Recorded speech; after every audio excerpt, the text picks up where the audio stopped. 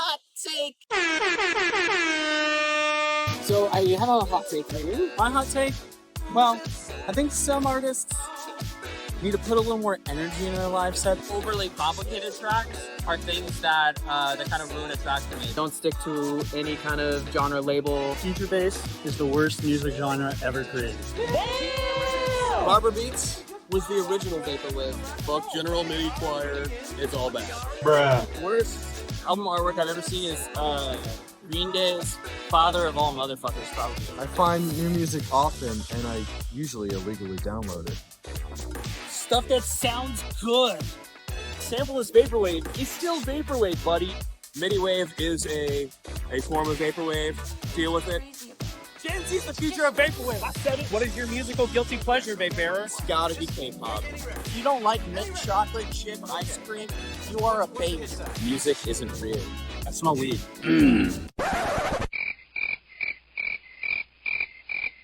I'm Dan Mason. This is Vapebearer. This is FM Skyline. This is Mesh. Yo, this is Groovy Kaiju. This is Christ. You're listening to Hot Takes. That's the one. Don't touch my records. Ever.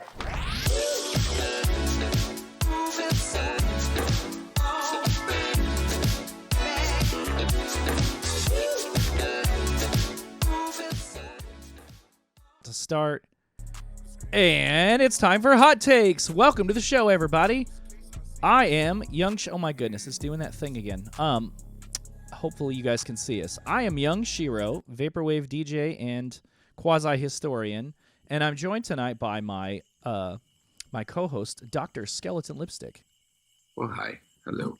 We want to thank everybody for tuning in tonight. Got a lot of regulars in the chat already and some first-timers, too. Thank you guys for tuning in tonight. We've got a wonderful episode with Geo Metro tonight, a good friend of the Doctors, good friend of the Philly Vapor scene and the Virtua94 crew, illustrious artist and performer. We can't wait to bring on Geo Metro and his many pseudonyms tonight. Just a couple reminders before we start the show. Everybody, if I'm too loud, if Chris is too quiet, if the music is too loud or anything, you can't see somebody, please say so in the chat. Please let loose with all your questions for our guest in the chat. And don't forget, of course, to follow us on socials. We've got a Twitter, we've got a Facebook, we've got an Instagram, we've got a Twitch, we've got a YouTube. Check us out. Our link tree, I believe, let's see. Well, I don't remember how to post it, but if you feel like you want to jump in and join the Horde, follow the link to the Discord server. We have a lot of fun in the Discord server, and let's see, Streamlabs is upset with me tonight. Great. The server is full of fun conversations, deep conversations, arguments, and just a great community full of wonderful people that you will not regret rubbing shoulders with. Also, a reminder, if you feel so led to donate to the show, you can follow the link that I just posted to donate.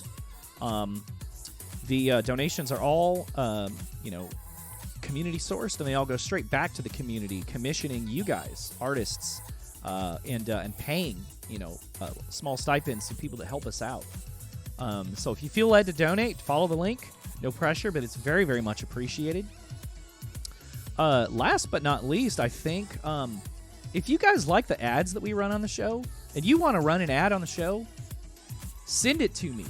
Make a little video ad. It's got to be at least maybe 15 seconds, no more than maybe like 3 minutes, and send it to me. If you want to promote your show or your album or just anything, send me an ad. Join the Discord server, or if you follow me on some social media, or even Chris, he'll get it to me. Send it to me. We'll run your ad. We support the community here on Hot Takes. And that's enough talking. I'm going to go ahead and turn it over to the doctor, who has some music recommendations for us tonight.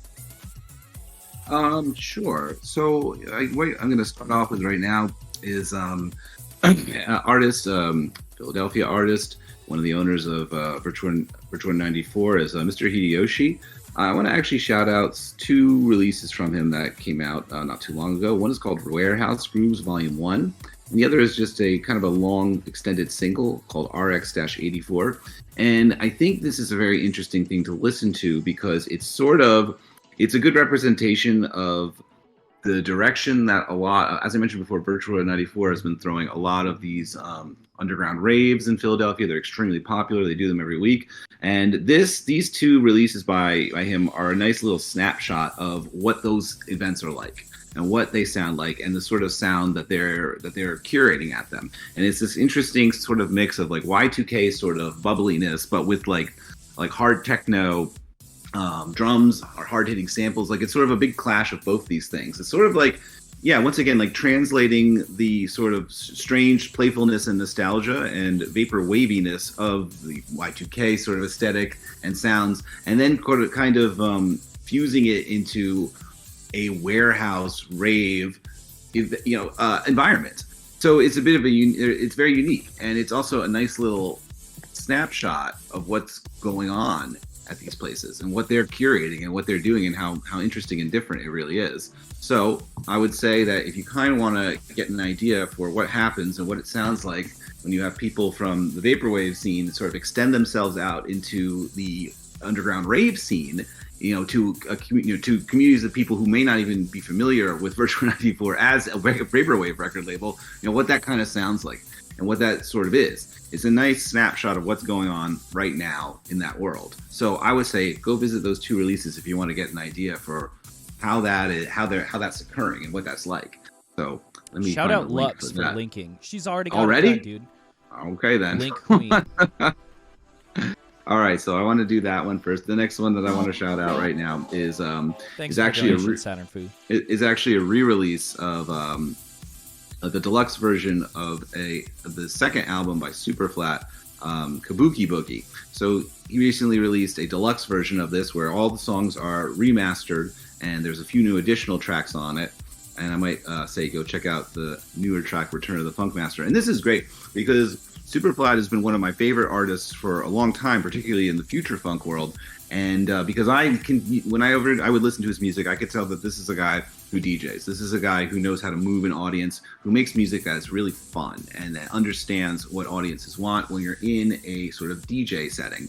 So this album was a super fun one, but I guess like you understand, like Superflat's also the sort of guy who's always trying to improve himself and always trying to finesse his sound a little bit more and more and more. So it's nice to see. So he's, since this album has been released a few years ago, he's gone off to sort of extend himself into adding some sort of acid sort of lines to the music he makes, to do some big beat club stuff. He's really continued to sort of grow as a producer.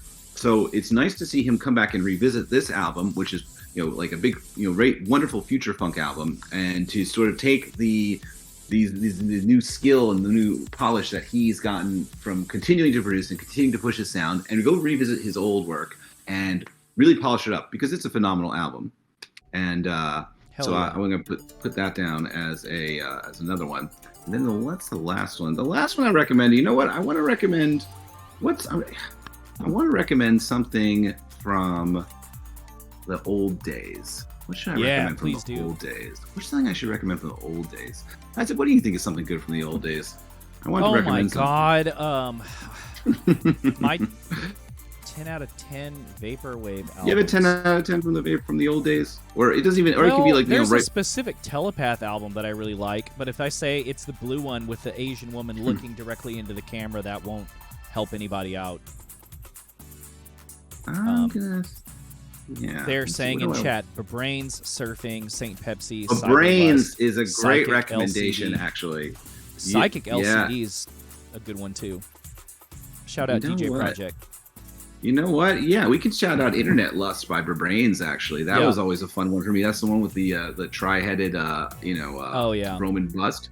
And that's really fun too, because remember there's a song on that. Well, there's a really fun song on that one called, I think it was I know there's a song, I think it was like the third one on that album that features casting as well. That was a fun little collaboration between them. So that album of Brains was one. I have that on vinyl too somewhere. We were literally just talking in the Hot Takes Discord today. Quiz was talking about how Philly punks fuck with vaporwave, and he used Brains as an example. There you go. So I'm going to shout out Internet Lust by Brains if you want to go revisit something from a little while ago that was really nicely crafted and is really like just super fun and playful in its simplicity of production. I would say go check out that album, and always fun. And I really like that collaboration between him and Casting. Shout out casting. And Good while we're VHS on the pop. subject of casting, let's shout out Wasted Nights because that was the original, Oh, pseudonym for casting. And Do love some Wasted Nights. what's that one? That And I was still probably play like my that. first I favorite. played that one. What is that one song by Wasted Nights? Oh, Days, right? Isn't that what it's called? I still play that at Terminally Chill. There's so many good ones. Is it Days? How do you choose a good? There's Palm Days or something like that. Oh, Or what I the think it's fuck just is that called Wasted Palm. Nights? What's that Wasted Nights song I like a lot? The one like 13 Daggers. I'll figure it out in a second. You can start talking about your hot take and I'll post it. Oh well, one quick thing. We have been wanting to get some more guests on the show that are non-American. Superflat is probably in the same time zone as us, or in a similar time zone. Just saying, it would be a Days. lot easier to get Superflat on the show than, for example, Topaz. It's true. did. He's in Mexico. Just a thought. I'll just leave that. Just put a pin in that. It is called Days. That's the name of the song. I still play this song at Terminally Chill. Good. I'm gonna put that in the chat. A link for that song in the chat. Actually, the YouTube video for it at least. Hell yeah. A good one. I still play this Wasted Night song.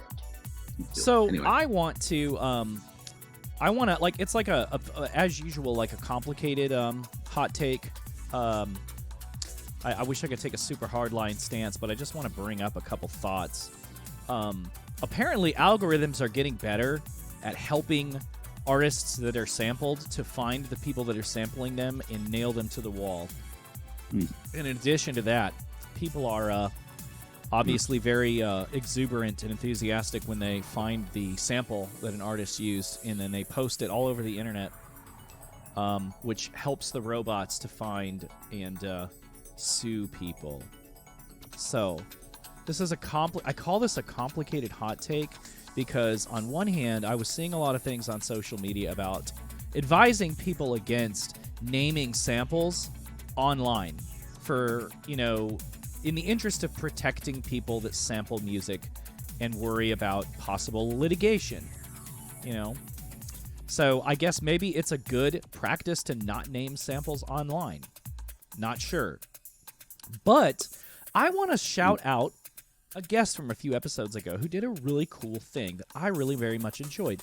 Our first guest of Season 3, Cyan Blue, posted a video in which he deconstructed all of the tracks on his original album, Scientology, and listed the original samples, and played like a bit of the song, showed how he chopped them up and pitched them down, and then showed the official Cyan Blue flip. He did this with several of the songs on his album. I'm going to post the link to it because I just thought it was the coolest thing. And I don't know really how to feel about it, so I wanted to bring it up to talk and see what you think about the thought that naming samples endangers sample-based artists, but also on the flip side, it's incredibly cool to watch musicians deconstruct their flips. And I recommend you check this video out, Chris, because, you throw parties. If you're not already playing Cyan Blue, you should be. And Oh, yeah, for if sure. you want to see just, a really cool deconstruction, I recommend you just check it out when you have some free time. Certainly What are will. your thoughts? I guess the second thing, I would like to see, hot take, I would like to see more of that if an artist feels like it. But what do you think about the first thing that I said? And what was the first part of it again? I just read somewhere that naming samples online kind of endangers sample-based artists. What do you think? Yeah, it does sound like endangered sample-based artists. I don't know. I don't do it, I guess. If you don't want to get in trouble, don't do it. Who there's a cares? lot of people that are really good sample hunters. A Mhm. lot of them if are you my want to friends. brag about your sample that you get, that's fine. If not, whatever. When I listen to a new, here's the thing: when I listen to a song, it's a future funk song or a vaporwave song, I am not actually thinking about what's being sampled. I'm actually just listening to the song. I don't really think about it, and it's cool if you want to show me where you got it from. But I swear to God, I actually when I first heard "Private Caller" by St. Pepsi, I actually wasn't really familiar with Pillow Talk. Yeah, me neither. It's just years later when I realized that. Yeah. And I was like, okay, cool. Didn't really change anything for me, and I don't know. I very much enjoyed Pillow Talk and still love Private Caller. Oh, I love too. Pillow Talk. It's great. Wonderful song. Glad I know about it. Yeah, you can after, have both. After a couple of years of not knowing about it. But, I don't know. I don't think you need to name where you get your samples from. the further we move into this whole music thing and internet thing, and everything's just getting. I think it's cool when they do, but also they can if they want. Yeah, if they want to, if they want to do so for their personal reasons, or if they have some political reason they want to name what they're doing, it's fine. That's a good honestly. Honestly, I don't care. Do whatever you want. Well, so Geo Metro, our special guest of the night, just walked off screen, so I might give him a minute to come back. He's using headphones, so he has no idea that I'm talking about him right now. But okay, here he comes. Was there another part of the question that needed to be answered? No, man, that was a good answer. That's all I needed, and okay. we're like 15 minutes into the show, so we really need to get it going. I'm just going to point at him because I don't think that he has his headphones. There he is. So, Geo Metro, we're about to bring you on, bud. For anybody that's not familiar, Geo Metro is a performer and artist that's in the Philly or Philly-adjacent area. Very good friend of Chris's, and good companion to the Virtua94 crew. Also known as Vimanas, Aesir Archivist, Bonneville, and what was it called? Mad Gear? My goodness. I have the memory of a goldfish. Oh, he's nodding his head. Mad Gear, yeah. So we're going to bring on Geo Metro. We've got a lot of people here that are excited to pick his brain. I am among them. And we're going to go ahead and ask you to unmute yourself, bud. I'm going to take the screensaver down. People can't see you yet. But I'm kind of keen to think... Well, I'm keen to hear what your thoughts were on... There he is. Fat Puffs. All right. Keen to hear your thoughts on what I had to say about sample naming. You think it's a good idea? Does it endanger sample-based artists? What do you think? You think it's cool? I think that as far as any kind of convention about like what you should do or what you shouldn't do, I don't know. I guess as far as like vaporwave ethics, right? Sample ethics. I mean, I think it's about as hard and fast as like punk ethics, right? It's going to change. Right. It's going to absolutely be destroyed and subverted, and don't be too shocked when it happens. Don't put all of your kind of eggs in that basket.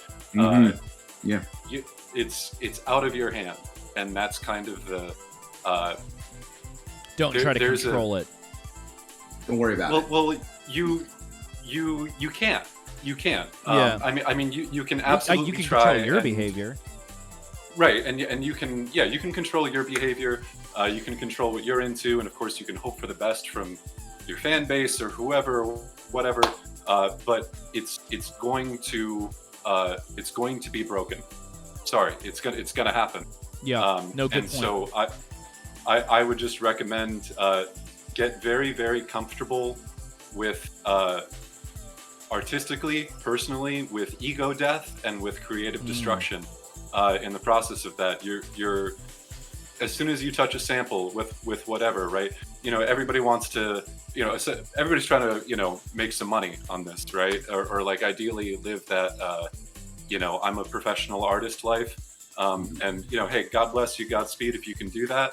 But don't expect it and don't get attached to it.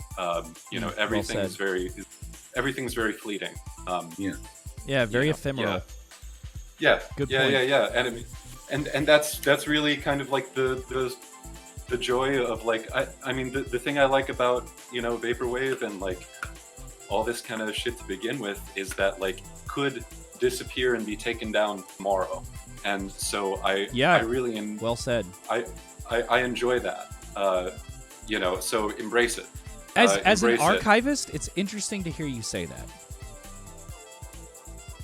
Yeah, I mean, so that's where I'm big into the concept of like creating your own personal archive of things, right? And so I take a lot of I guess spiritual and like aesthetic inspiration from the way that I'm not sure if you guys are familiar. I'm sure you are with like the Elephant Six Collective. Oh yeah, of course, absolutely, for sure. Right, Travels in Stereo and of course, yeah. Yeah. So like early on with that, of course, of Montreal had huge success, and a lot of them had big mainstream success. But it started with making tapes to 4-track and then trading them between each other, and that was enough. Right. And I still think that ultimately that's enough. That's enough for me anyway. You know, there's definitely people that I know and that I really respect that, you know, want to, you know, sit back and, you know, kick it and retire on royalties, and that's cool. You know, again, hey, best of luck to you if that works. You know, I divested myself of that a long time ago. But what I do, especially in terms of like being an archivist, data hoarding. Data hoarding is so incredibly important because this time that you're living in right now, right, you have an opportunity. You know, we're all kind of like old enough where like we've seen so many, we've been involved in so many little like micro scenes and trends that have kind of come and gone, and we can punk. Right. Or I mean, gosh, even like, you know, like studded belt metalcore, right? That, like, white that kind of belts. shit. My favorite thing that you bring up, as in regards to fashion, Andrew, my favorite thing that you always occasionally bring up as like, you know, past fashions is the gun tattoos. Oh, yeah. And Or like the fucking very mustache few tattoo. people, that was the thing, and like. You That had was the such a thing. very specific, very short period of time when that was a thing, like in like maybe like the very early 2000s. Like when the fucking I saw Norma people getting Jean, that. like support I Southern know, like rock. you had just said but that one is like the most There's a specific. metal It's core. so small, so micro. And only a few people did, but I remember seeing it for like a year. But you knew. like, and like I never saw it again after that. Well, and it's the thing is that, so right now we have an opportunity, you know, the average person has an opportunity like never before to have the ability to record and retain things of their own accord. And especially going forward, right, this is kind of like the last gasp of a really magical technological time that we were in, a kind of Wild West, right? People think of like early internet as Wild West, but this is like, you know, everyman access Wild West, where, you know, in like the, I don't know, MySpace days, right, prior to that, you know, you just didn't have the ability to like buy, you know, multi-terabyte hard drives and set them up in a RAID array and just rip everything. Yeah, and good point. After this time, now we're getting into a world where you're going to be dealing with real-time rewriting of history and real-time reinterpretation of experiences that you had, but you know, the greater overall meta-narrative is going to say, fuck you, you didn't. Here's what it was, because here's what we retain. And it's true, right? So you have to do that. Otherwise, you are going to be left at the mercy of the algorithm. And it does not have your best interest in mind. Believe me, it does not. Yeah. So do it yourself. Yeah, exactly. You're right though about the fact take that back like, you know, I thought it was the Wild West back then because I had mega upload links everywhere and I could get anything out. I didn't have that kind of access to these extremely large hard drives that can process extremely fast. You can set them up and save so many things. Yeah, I didn't think about it like that. The technology is very different.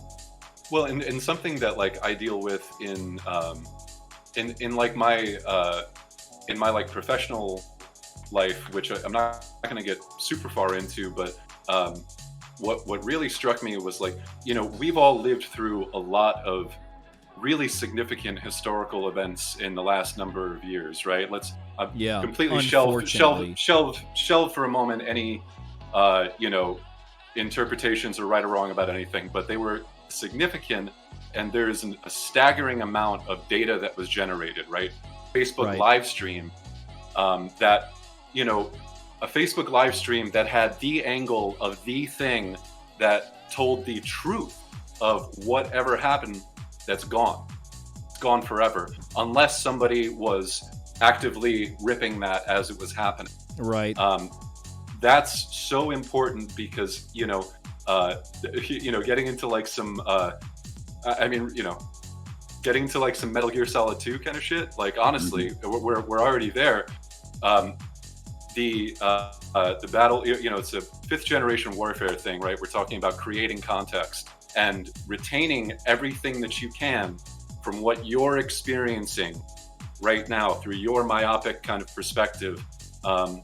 Of course, it's biased to what you are and what you're looking at, but it's so precious because you know, if you're not going to tell the story of what's happening right now, then believe me, somebody that you don't like is doing it for you. Oh man, well said. Yep. Damn, where'd you find this guy? Not to like. I know, right? This motherfucker spitting. I know, right? It's funny because in chat, Quiz mentioned Metal Gear Solid 2 as well. Yeah, and I know it's like, you know, it's like a meme and whatever, and like, you know, so many people are kind of like over that shit, but like I don't care. I don't care about Hey, if it's relevant, it's relevant. or respected. It's relevant and it makes sense. It's an apt comparison to me. Agreed. Yeah, he's not lying. You know, Kojima. God bless that man. He's fucking got it. Hell yeah. It's I later have not than you played think. those games, but I guess I need to. I know they're inspired by the Kurt Russell, John Carpenter film, Escape from New York. Yeah. I'll take that. Well, I mean, the whole there's a great part in Metal Gear Solid 2 when kind of like there's like the mask off situation with the Colonel when he's revealed as like essentially he's an AI, right, that you've been communicating with, and it's this really cool like fourth, fifth, sixth wall breaking thing. But that's there's a Mad Gear track called Field Strip that is just all chopped and screwed. That's where all the vocals, quote unquote, in that track come from. I got from you. that. Yeah. Okay. Well, that's my hot take. no, let him roll. We are inviting the guests in chat to let your questions for Geo Metro. Put them in chat for him. Until then, Chris usually likes to kind of start the first half of the show off with his queries. I was got some questions. Go for it. First question is, can you tell me what was the first music that you listened to that really affected you? You know what I mean? Like that really felt like yours. Like when you were a kid, obviously your parents played things for you and you like that stuff too. But was there anything that like struck you at was like, oh, this feels like me. This is really making me get into music a lot. Yes. 1,000,000,000% easy answer for me. It's the album Be Here Now by Oasis. And I know that that's the bad one. Interesting. That's because that's the one that they thought was rushed and they did it after they got popular. Tell me. Expound. Gosh, I remember discovering that like I never had like couldn't afford cable growing up, so like I went over to like same. a buddy's house. Guy went over to a buddy's house and like was put on MTV and was shocked. It was like daytime MTV where they would play some pretty cool stuff, and the video for Do You Know What I Mean came on, and all my people right here, right now know and, what I mean. And the thing that's like really the thing that is generally down talked about that album and about that whole experience is that it's an overwhelming cocaine fueled wall of sound and pure excess and pure just extremity in every imaginable thing, and that's what I loved about it. I loved the just the assault of it. There was nothing that I had heard like it before, because every inch of like my internal space, like especially hearing it on headphones, was completely arrested. It was completely taken up with like horns, and it just like fuck you, we're gonna draw this out to 7.5 minutes, and here's Johnny Depp playing slide guitar, not on that track, but on other tracks. Johnny Depp played slide guitar on that album? He plays slide guitar on I forget, I think it's the song Fading Out on that album.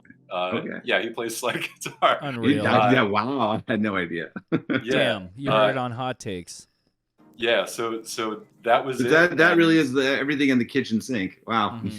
Yeah, and I've ever since tried to capture just a smidgen of that just that overwhelming wash of just pummeling sound. So do you generally prefer like climactic, like wall of sound types of music, or it depends. I mean, there's I think there's that. I like aggression, and I like audacity, and I like I like you know, slightly problematic swagger to things. And Okay. That too. It's fun. yeah, it's dangerous and exciting. That's why I like it too. It's dangerous, yeah. and like that's part of entertainment, and part of the art is to get to play in slightly dangerous worlds. You know what I mean? Yeah. And it's interesting. Yeah, I like that. Well, yeah. I mean, it's also like it's a, you know, it's like a real like primal kind of feeling that like gets tapped into a lot of times, like that. So like that I latched onto with. You know, with the Be Here Now album, is also something you can feel that same spirit in. Sure, I sent you a video of the Chariot playing live at a house show. Yeah, in Perth, buddy. Australia. Yeah, but Fuck yeah.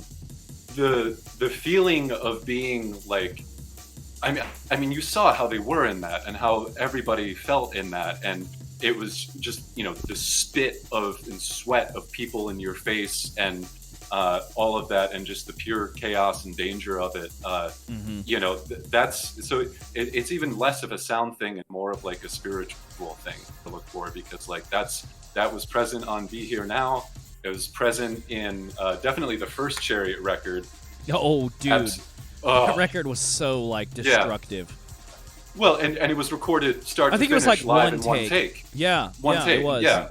You know, and you could just hear his voice just shredding itself. Oh, dude. Like, towards the end. Best metalcore vocalist, man. Oh my! His new band, the 68, is really, really, really, really good. Josh Skogan. Everything that Josh Skogan touches is gold. So I highly recommend. Yeah. The new Norma Jean album is actually really good too. But, oh yeah, dude. I mean, as soon as they lost Josh Skogan, I was so sad. But like, hey, I mean, it was still good. It was not Josh Skogan good. Yeah, it's different. But you know, Josh Skogan is one of those guys where you know, he's fully tapped into who he is, and oh yeah. Yeah, he doesn't it's really fuck good. around. I love that picture of, I think it's the Chariot, where he's just like sitting on that couch with the fucking like dagger, and he's got this shit-eating smirk on his face, like. Yeah. I don't know what it is. I just love that shit. Yeah. I mean, I love that. Or like another band that I used to love seeing live. I lived in back when I was in the military. I was stationed in San Diego for a long time, so nice. I got to see a lot of like West Coast bands, and. One of the best live bands I've ever seen in my life was These Arms Are Snakes. Yeah. I'm very familiar with These Arms Are Snakes. Absolutely. They had an album on Jade Tree Records. Yes. Yeah. And like, you know, and Steve Sneer, right, their singer, like, you know, he was like, you know, he would like spit into the air and like pull his pants out and catch it in his crotch, like, and just sounds all like some of this cattle decapitation shit. Yeah, it was. Yeah, so but they were good. like sort of like it was like. It was like, you know, post-punk sort of like vibe to them, yeah. I mean, yeah, and then like and the bands that came together that make that band are really good too. Kill Sadie and Botch. Oh, nice. Yes, Botch. Yeah. We Are the Romans. I love that album. I listened to that album. It was the first thing that I listened to when I landed my first gym session in Afghanistan. Was listening to the song Afghanistan, the M's from I forget which Botch album it's from, but it's really, really good. All the song titles are just like country names, but with M's substituted for N's. That's interesting. It's really good. You should look that up too. Yeah. Wild.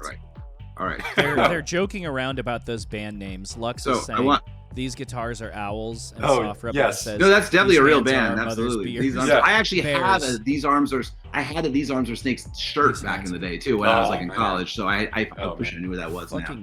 All right. So when did you start deciding that you wanted to make music? Geez, I mean pretty early on. I mean, I started playing guitar early on, and then I was in you know, I was in a number of like so the and I say this in the most endearing and loving fashion possible, but the shithole that I grew up in, Waterbury, Connecticut, which is notorious for being the home band Hatebreed, has and like, you know, Madball would always hang around there, and like 100 Demons, Boston so like beat down. Right. So that was like my that was everything that was going on when I was kind of like, you know, coming up in the scene, I was really fortunate to inherit, like, you know, there used to be a lot of really vital, kind of more evenly distributed music scenes that were doing really cool things. Like in Waterbury, there was a legendary record store called Brass City Records that had the first show that Blur ever played in America. Happened there in like 1992 or 4, somewhere around there. There's still video of it somewhere out there with like Damon Albarn, like they didn't even have a microphone for him, so he's just like hands in his pockets, just like standing, like shoegazing in front of everybody, just shouting. Yeah, just yelling. Did you just over, accuse like... a Britpop band of shoegazing? Come on, buddy. Yes, I did. I'm sorry. It's okay. But that's what was going on around there. So I played. I mainly played in like hardcore and sort of like metalcore band all around, and toured around a bunch. I was in a post-rock band that did a bunch of tours. Nice. We were real like we were basically a rip-off of the band Mineral, which there you go. Yeah. Mineral's great. What do you play? That I played guitar then. Awesome. And then I also play keyboards and. Very cool. And, it's really now it's. I'm not practiced enough on or consistent enough on either anymore to even be able to say that I play them anymore. But it's really the computer and MIDI controllers at this point, because after that time period, I got real disillusioned with shit and joined the military. And you're in the Navy, specifically, you have extremely little amount of space. Yeah, my follow-up question was how you got into producing, and you've told me this before, but I'm glad you're just leading into it. Yeah, you have to pretend. I was actually going to follow up with keep going. Show. So you're in the small, you're in there. Yeah. Well, it was. It was just out of necessity. I mean, I had. So before I did like kind of like the tough guy army shit, I was mainly on ships, on like smaller ships, cruisers. And when you're in there, you have, think about like a cot, the thinnest cot you've ever had, and then you have an additional like 6 inches of space roughly beneath that for everything that you own. So damn, just by virtue of like space restriction, it was like, well, I guess I can I can use a laptop to do stuff, and that's how all that got started. Like I ended up getting like my like DJing like electronic kind of like debut at a bar in Yokosuka, Japan, called Pumpkin, which is still open to this day. And if anybody should ever happen to find yourself in Japan, in Yokosuka, maybe you're doing like the Shenmue pilgrimage, right? Which I totally did too, because no way. Well, so James Webster has entered the chat. Yeah, I know. James was roommates with Andrew at one point as well. What? I didn't know that. Okay. Yeah. Unreal. Yeah, he actually. Yeah, he lived with. Shit! I hope y'all never got robbed. Not while we were there. Good. But my wife and I lived with him for a while, which was a magical time. I bet it was. He actually in the Geo Metro video for the song Skull Cross Gang. In the beginning of it, there's a cameo of James Webster, the puppet Bart the Bat that is the kind of main protagonist of the video. Asks James. Andrew's wife makes outstanding puppets. They're getting extremely popular. They're getting extremely popular these days. They're having a moment. Yeah. But was it like High Fructose liked her stuff now, which is cool. Mm-hmm. Saw that. Yeah. Anyway. But like one of the puppets like goes into his room and asks him if he wants anything from the store, and then he says no, and then the puppet goes outside and smokes a wet cigarette, so dipped in formaldehyde, and then has a weird time after that. And that's how the video goes. But yeah, little James Webster cameo in there saying that he doesn't want it. Damn, that's pretty cool. Okay, I've got to see this.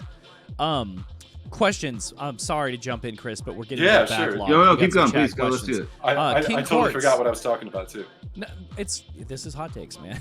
King Quartz, shout out our last guest. He says, "What is your favorite album that you would consider boring, like something that doesn't push the mold at all?" Oh man, that doesn't push the mold. That's a tough question to ask. Well, easy. So I can even do that like by genre. Really, like so for hardcore and stuff. I think that Hatebreed's Perseverance is the most paint by numbers, tough guy bro hardcore album ever made, and I love every single second of it. Smash Your Enemies is one of the greatest songs ever written. Let's see. At some point, like I listened to so much infinity frequencies that you could technically classify it as boring, but that doesn't really matter because I think in a lot of ways that's the point, and there's a real beauty and art to that too. So technically boring, I guess. Okay, interesting. Calexico gets really boring, nice. but I really Calexico. Yeah, shout out Calexico. Yeah, but I still like them. Love the stuff they do with Iron and Wine. Yeah, absolutely. And then a lot of I listen to a lot of Brazilian jazz Awesome. from the 60s. Like and, Bossa Nova type stuff. Yeah, absolutely. Bossa Nova's so good. It's so good. I wish I knew more about it. Same. Let me recommend two albums by my favorite Bossa Nova artist, Antonio Carlos Jobim. Okay. One of them is called Wave, and the other is called Stoneflower. And Stoneflower has also one of the best album covers too. It's just like a silhouette of him like exhaling from a cigarette from profile. Really good. Damn, I'm not even having to ask these questions, Skelly. Are you seeing this? I knew it was going to happen sorry, already. I'm just I knew it was going to happen. I knew it was going to be. Oh wait! I have one more. No, two more. People are eating up your okay. Bossa Nova All recommendations. right. Oh, holy shit! Somebody said. All right, my man Derek. And by the way, go pick up. His name's like a bunch of like Japanese bullshit, so I don't know how to say it, but the album is Reincarnated Resurrection and brilliant. Derek J. Power. God loves that man. I love him too. He's been through all of my like. I like to go off the grid and offline, and I'm really shitty and awful at getting back to people about everything. And so, the ones that don't like, just drop me over that, and that like kind of understand that are golden. Shout out to him. Shout out to also Lee Goolsby, aka Galero, another one that like love both of those gentlemen so much. Yes, right. We have a band names. I don't know how to say it. We have a band names channel in the Hot Takes Discord, and Japanese bullshit is definitely going in there. Yes, going on tour with Japanese Breakfast. Oh my god, and Japanese House. Yes. So two others real quick that are really boring, but I love them. Most albums by UNKLE, Uncle James Lavelle. Okay, DJ yeah. Shadow. Oh yeah. Oh, he was also DJ Shadow? Well, DJ Shadow collaborated with him on the first Uncle project called Science Fiction. And, that's right. I remember that one. Yeah, and then after that, James Lavelle kind of just kept plodding along with it. And a lot of it's pretty boring, but in like a dark, drippy, like European way, like soaked in reverb, and like I like it. It's great. And then a band that's on a bunch of Uncle albums, the Black Suns, which is like a psych rock band. They're also incredibly boring. Black Rebel Motorcycle Club, incredibly boring. Love it. Yeah, love them. Can't get enough. Yeah. All right. Next question. Next question. Awesome. You're the man. Celadon Dream _sweet. Question for Geo. In what ways would you say Philadelphia as a city or the Philadelphia music scene has influenced your work? Oh my God. Being that you're not originally from there, I'm very interested in knowing this as well. So, there is. So first of all, I don't know if I could necessarily call it as the Philadelphia music scene, right, or as like an overall thing, because there's you know, a million and one different little subgroups within that. Yeah, and some of it is True. absolutely as excruciating and awful as every other music scene and full of shit. And some of it is unbelievable. Like, I'll be perfectly honest, you know, Philly noise, trash. I hate it. It's garbage. Damn. Yeah. That's I think a it's, hot take. yeah. I think it's, you know, jerk off in your own mouth bullshit. And same Damn. with like Raven noise too. But Philly vaporwave and electronic, unbelievable. You know, just no ego whatsoever. It's spiritually the closest that I've felt to like what the old hardcore days were. As far as like, I mean, everybody might as well be, you know, wearing mesh gym shorts the way everybody's all broed up, you know, and just ultra supportive. Yeah, exactly. Just picking up pennies, you know, and getting it.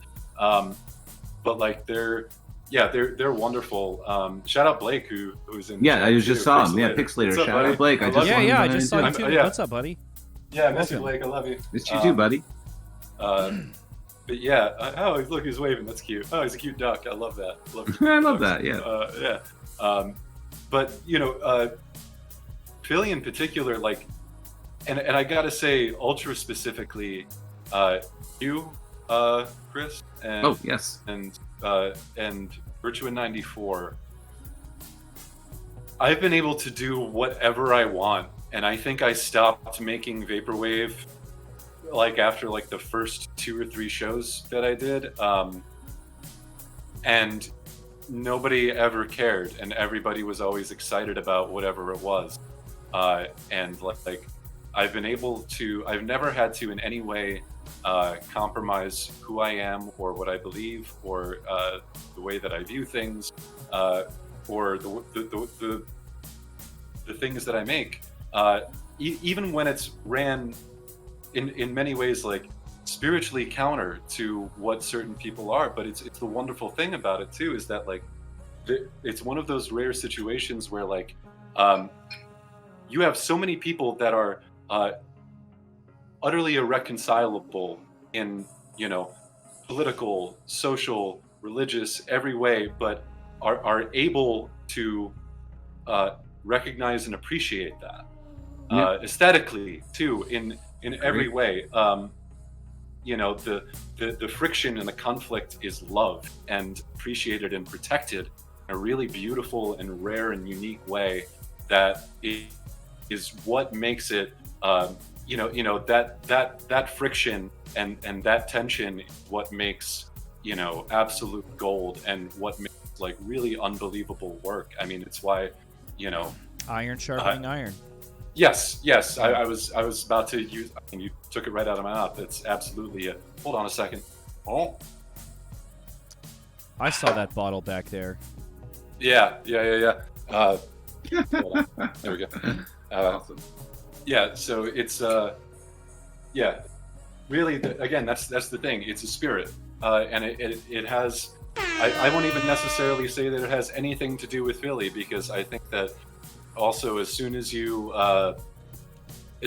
put like a location, like as soon as like you geotag you know, a lightning in a bottle sort of thing, you're going to attract you know, it's like fucking Brooklyn in like the late 2000s or whatever, like any place that just got, you know, overwhelmed and like you know, eaten alive because people just wanted to be there. It has nothing to do with the place. If you plopped people here, right, you could put them anywhere. If you put us in the middle of Kansas, it would be, you know, people would be talking about the Kansas vaporwave scene, right? But it's really because just, it's the people. It's the Very people. true. Yeah, that's all of it. The right people are around the other right people. Mm-hmm. Because I don't even live in Philly anymore. That's true, and I'm really like, go there. Yeah, He goes, I really go there. Still consider that. Yeah, I agree. Yeah. I love that you said like, that your music is not even really vaporwave. It's kind of adjacent, but it fits. It just fits right in. It just kind of speaks to the expansiveness of the experimental electronic movement that is vaporwave. I was asking if I really do not live in Philly. I did for a long time. Yeah, before everyone found out about the court. But I had to leave because now I'm making the next school. Now I had to come out here and I'm farming a beautiful wife off grid. And, Oh, no way. Well, Yeah, kind of on grid.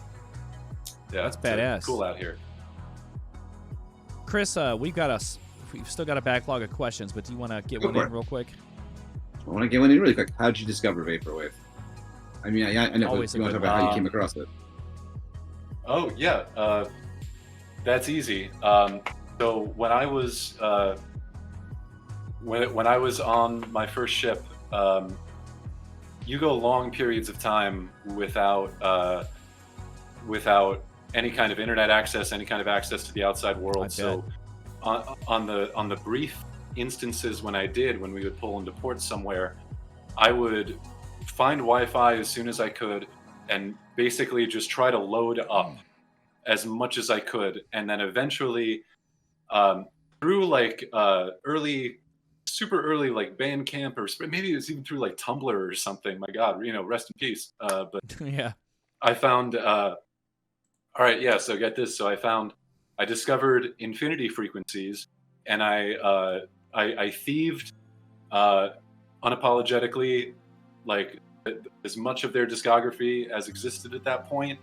And then I pulled into port in Fukuoka, Japan, and had a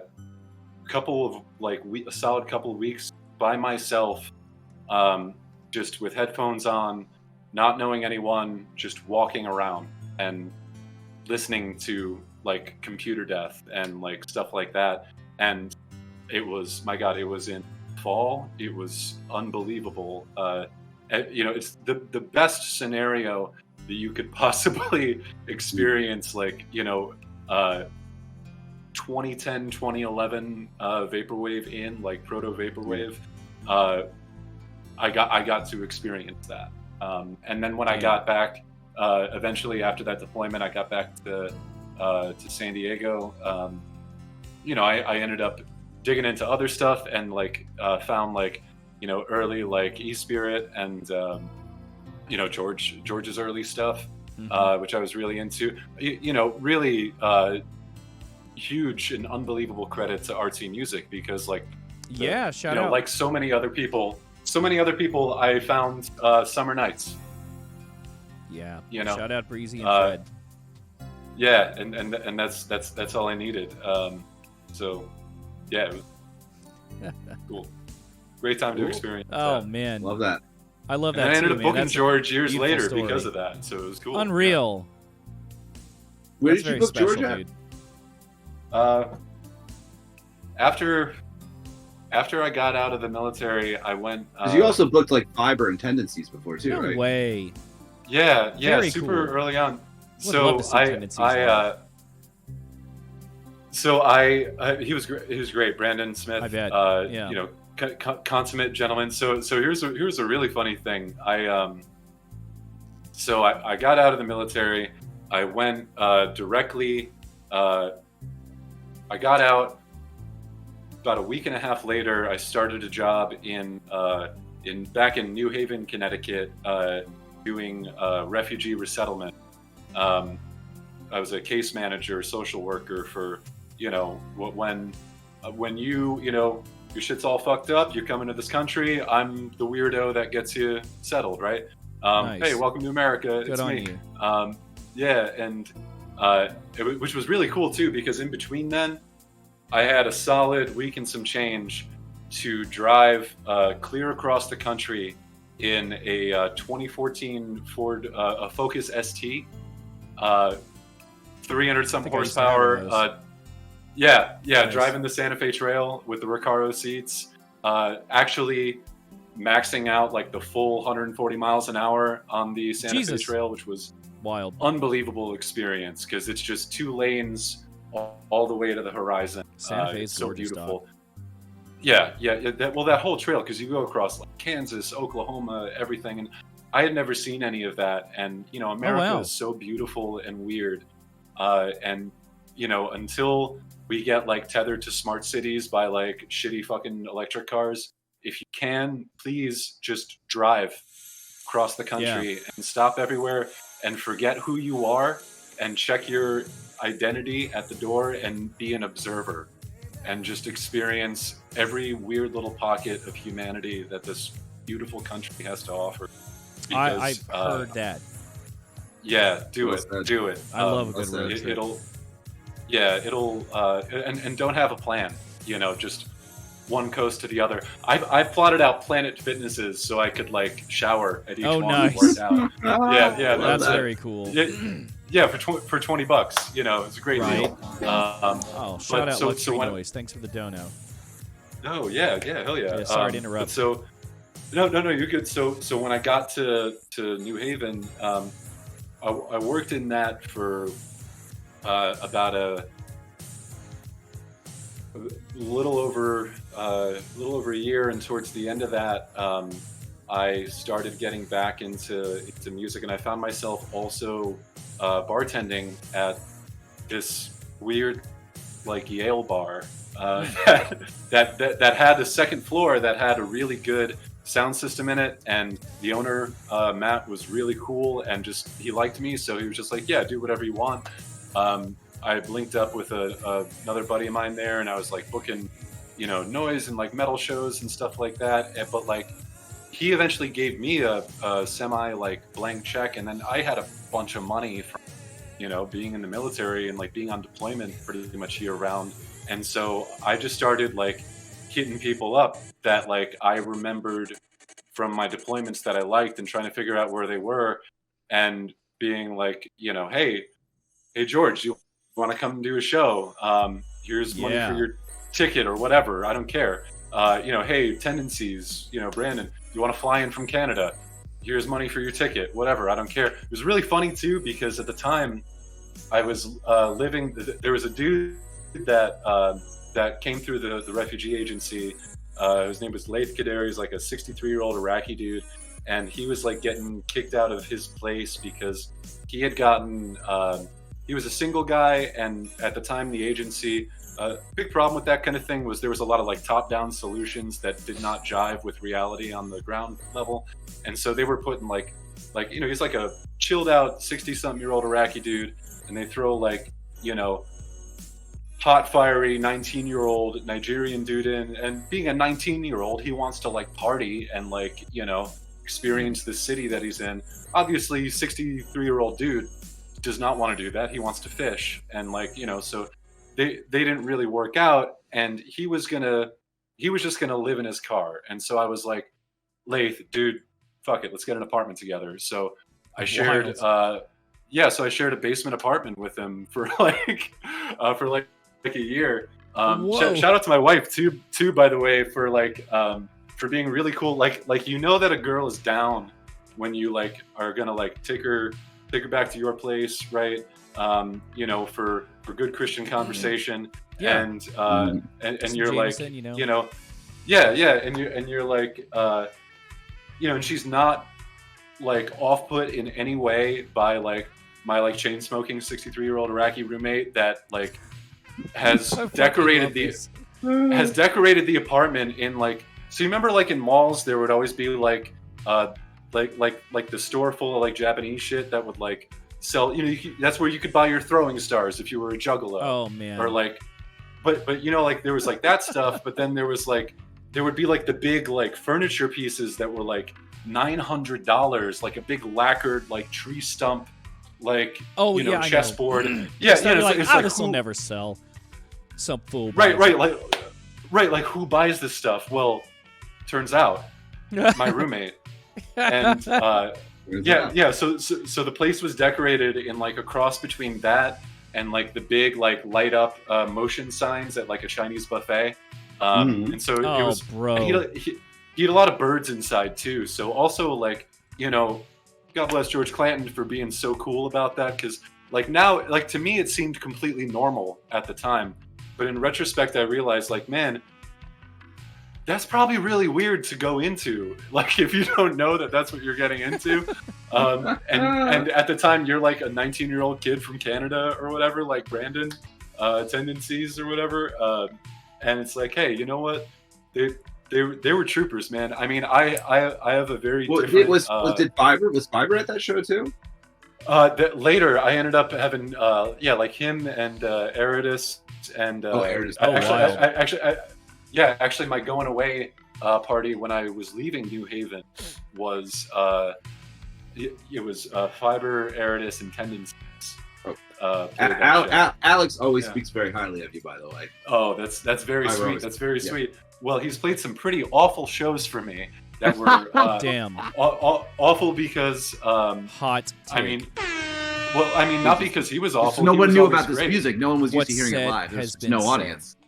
Right. And well, yeah, and That's why. also because at the place in New Haven too, like there was like a weird like noise scene of like, you know, like IPA bodied, like average IPA enjoyer physique, like record store dorks that like were really into like you know, boring punk and like, you know, not good punk but like boring guy punk.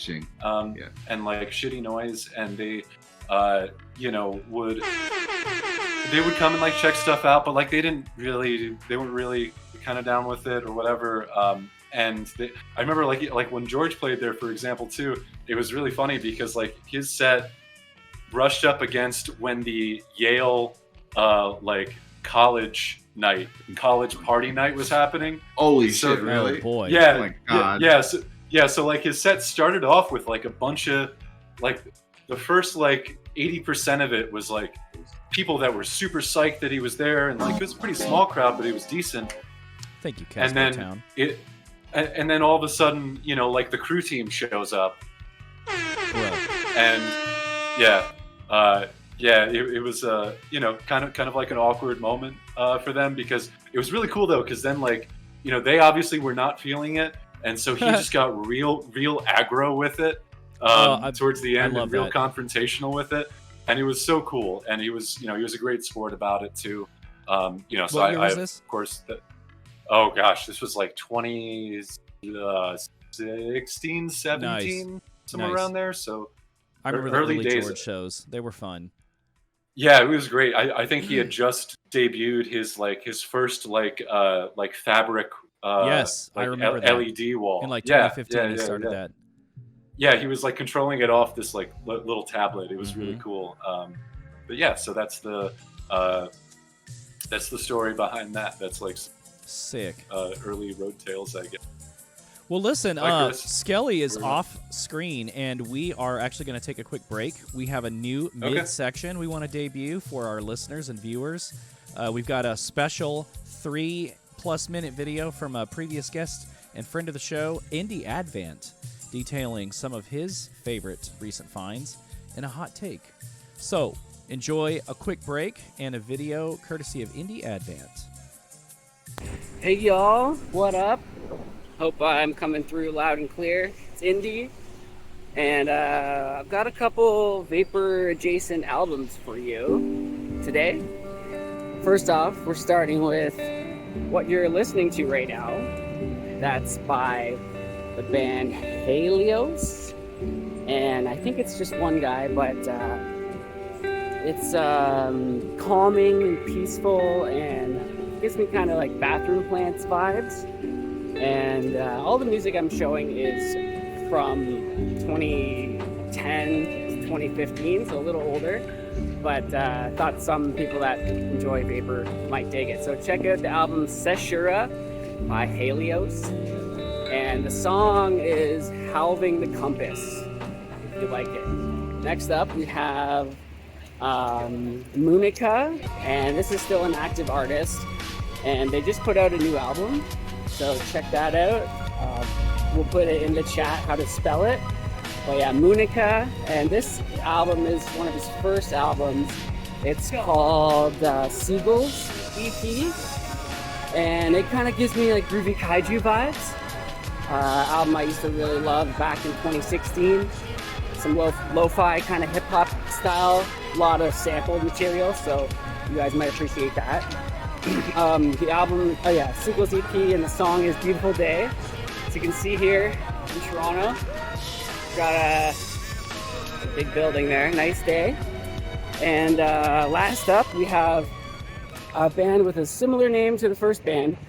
It's Halos, not Helios, Halos. So Haelos. The album is Full Circle, and it has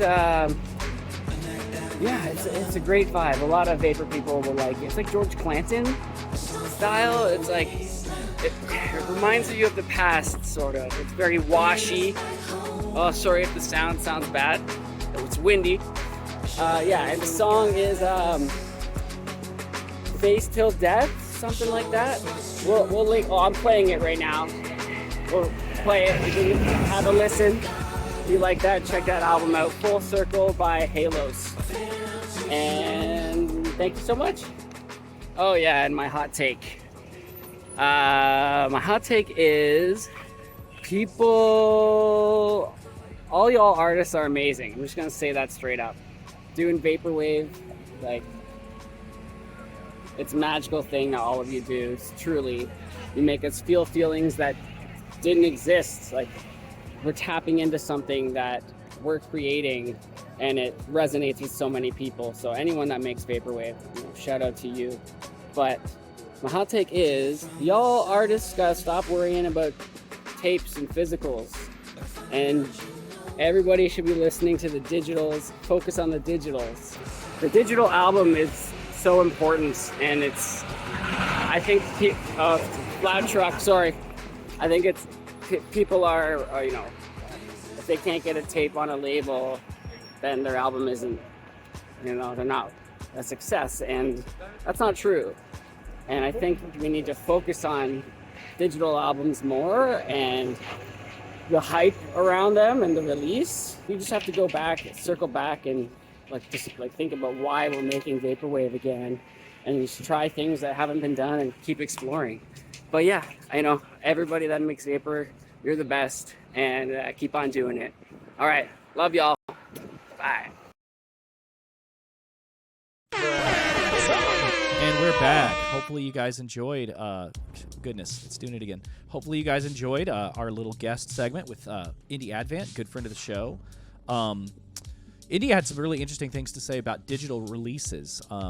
We got some questions in chat that we're a little backlogged on, but Geo Metro, just to kind of summarize it, he mentioned that he felt like people have like a thing in the scene of feeling almost like legitimized when they have a physical release, and delegitimized when they don't have that physical out. What are your thoughts on that? I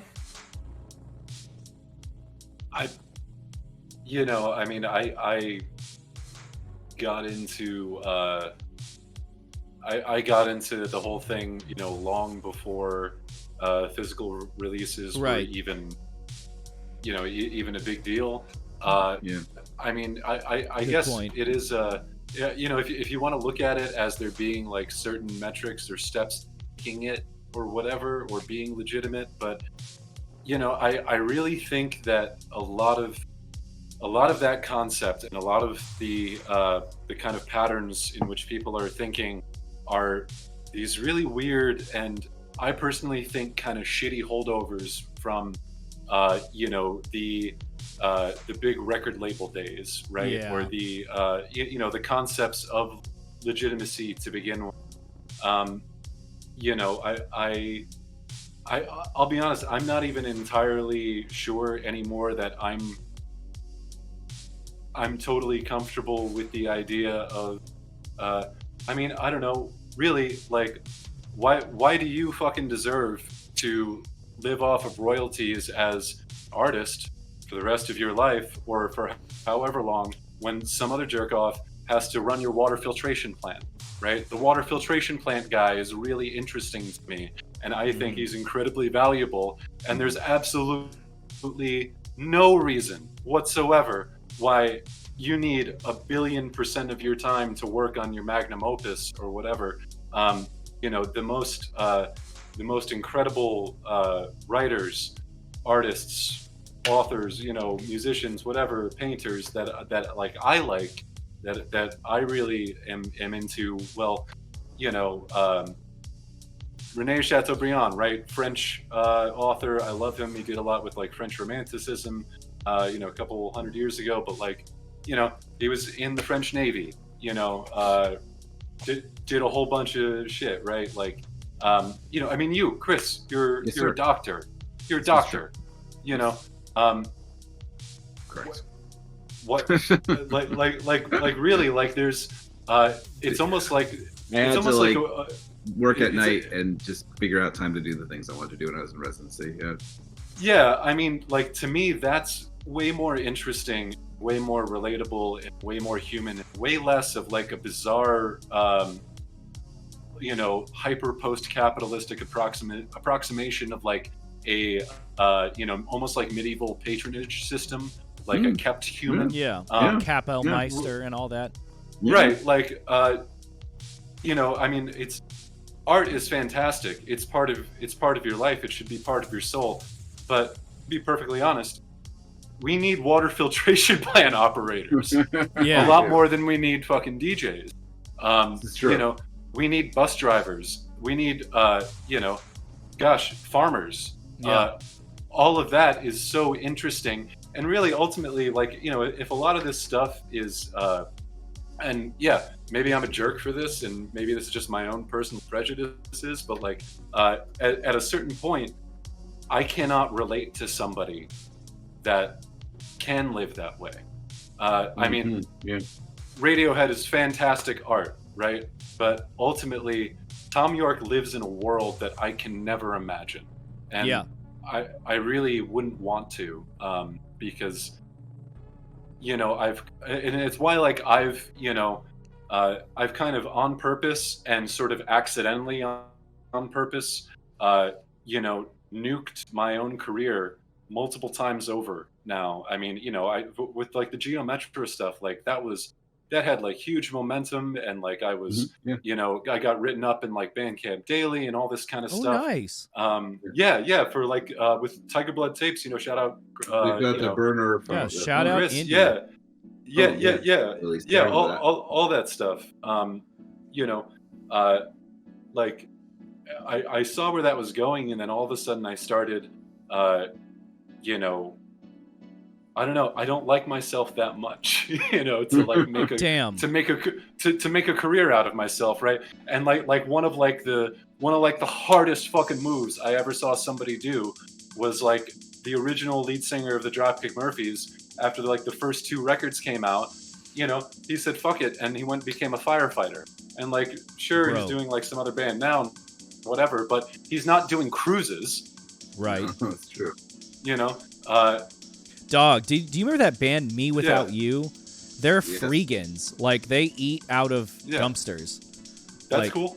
That's cool. Along those lines, just instead of getting rich, people just continued being working class people. Yeah, I mean, but also like ultimately, I mean, and it's something I see that just kind of drives me wild with like the way that people look at, social structures and political structures and things like that today. There's this, with the sort of bottom dropping out of any kind of like religious tradition, there's this hunger and thirst for a savior figure. But that does not exist in politics. That does not exist in society. That does not exist in the complex series of structures that keep your lights on and keep you from starving to death on a daily basis. It has to be you. It has to be you that takes control and becomes competent of your whatever little segment of the world you happen to find yourself in. I'm going to buy your record. Right. Even if you are just like the manager of a Marshalls, I'm going to be more inclined to do so, in fact. I don't know. That's more interesting to me. I feel that. That's some class consciousness on the show tonight. Yeah, shit. I mean, because who the fuck am I? And I mean, not that you guys aren't significant, but I mean, who are you, right? I agree completely. And like the, as wonderful, like for example, like Chris, you like as wonderful as I think that your art is, and I think it's genuinely art, high tier, and it has changed people and it's affected people and touched them in significant ways. In no way is that any more than when you've put somebody's face back to, Yeah, I've done that. Like, You showed you some of the videos of that before. yeah, and you continue to do that, and like, you know, I mean, and that's great because like, you know, when my face needs putting back the fuck together, right? Like, I don't know, I'm not gonna like, you know, I'm not gonna go log on onto a Bandcamp for that, right? I want you to be there. You better hope he's in network. Yeah. Well, fuck yeah, right? Well, you know, that's the thing, right? Like these are complex ass systems, and they're very delicate, and you have to humble yourself to take it over in a competent way, not to take it over for the sake of taking it over, but for the sake of disciplining and enslaving yourself to it, to your role in where you are, because that's how you keep civilization going. Have to do that, and you do that too, Shiro, and I know that you fucking do that. And it's one of the reasons why I respect you and why I can like talk to you and not feel like I'm talking to a child. You know, you're too kind. So there's my hot tip. Damn. Now there you go. Yeah. Well, shit. I really hate pivoting off of that deep and monumental moment. Do it. But Soft Replica really wants to know what your favorite post-rock band is, and if you prefer My Bloody Valentine or Slowdive. Oh my god. My Bloody Valentine. Definitely. Just because when I was in I was in Japan when like that like comeback album. I can't even remember the name of it now. I can't remember. It was like in like 2013 or 14 when it came out. Yeah. I remember. And I was in Tokyo, and when that came out, there was all of these different bars that had like a 24-hour like shoegaze festival in honor of that, and they were all playing. Yeah, so it was sort of like a first Friday, you know, where you could like jump between all these different places, but like in honor of My Bloody Valentine, and every band was amazing. You know, and it just got drilled into my head there. So I know that, and it's you know, very anecdotally close to me. I have incredible respect for Slowdive. I've seen them too, and they're wonderful.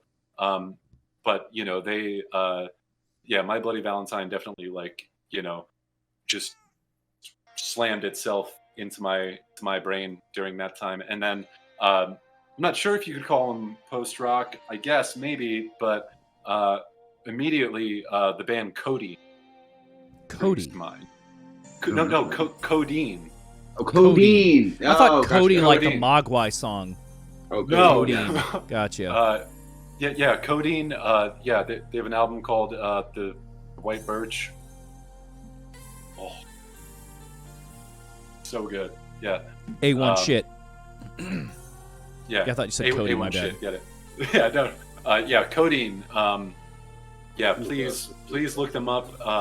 Don't thanks be for linking, sad Lux. when you listen to it, because there you go. Yeah, perfect.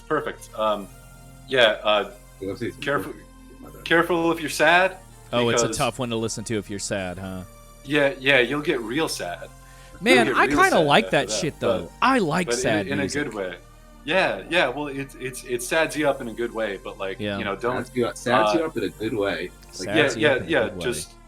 Just watch your substance into it. I'm definitely gonna use that phrase from now on. Yeah. What do you think is that? Oh no, are you trying to get sad in a good way? Yeah. It sads you up in a good way. Yeah, I like that.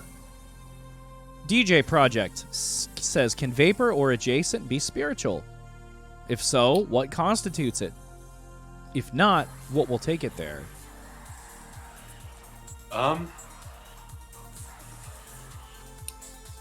It's the person, and it has to be if they're in touch with it themselves. That's it's such a personal thing. It's the kind of thing where like it's tough to describe, but it's blatantly obvious when you see it, you know, and when you hear it. You know, I definitely got that with his record Reincarnated Resurrection.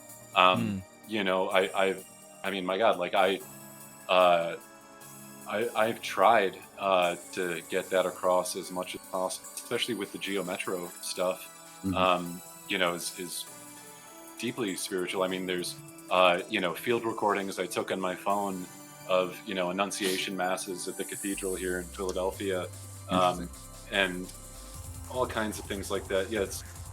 Yes, it absolutely can. I mean, if anything is you know, it's that transcendence, it can absolutely be there.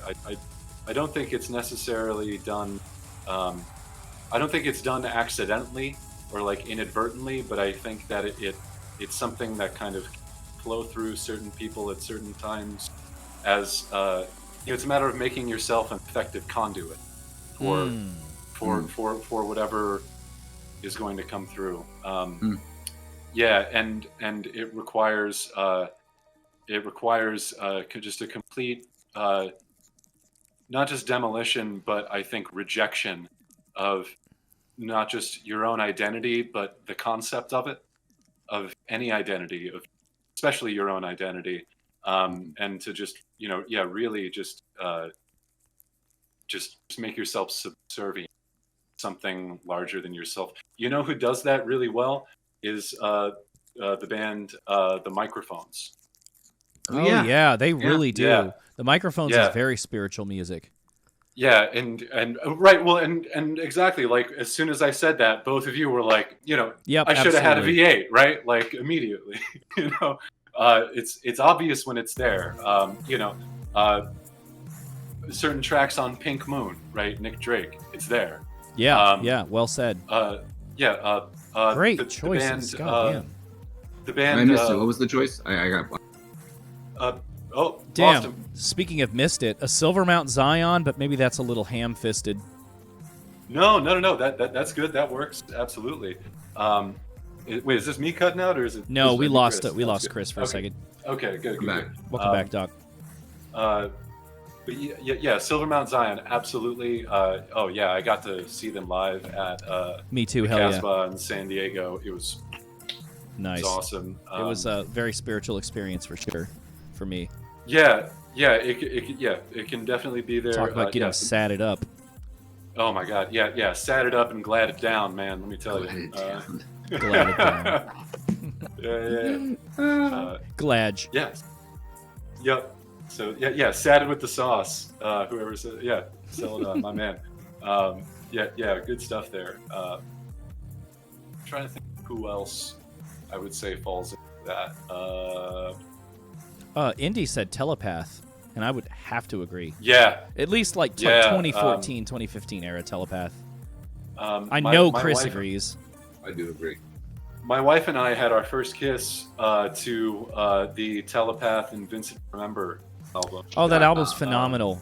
We actually had Yeah. Vincent Wow. Remember on the We had show. Vincent I don't know if Remember you've on, met Mark.